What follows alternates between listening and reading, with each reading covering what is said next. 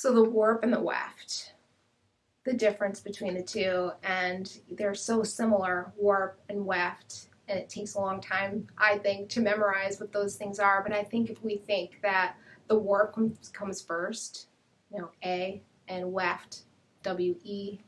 So that's what helps me remember it. So there's like a little trick that you can use to remember the difference between the warp and the weft.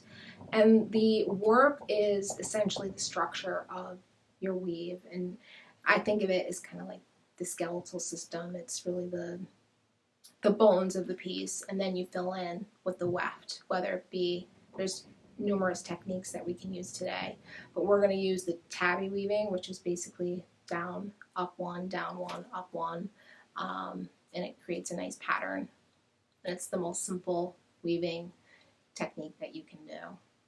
I think this is a great first project for somebody that wants to learn about weaving, because weaving takes a long time.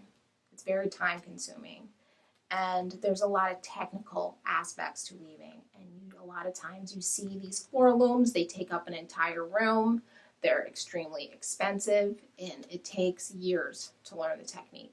But this project today, you can do it even if you've never woven before, you've never picked up a needle, you don't know what yarn is, this is your first time using yarn. This is a great piece for that, because everything is step by step, and it's such a small scale that you'll learn the techniques in a very short period of time. And we're actually embedding a crystal in this piece, so if you can do this, you can do anything.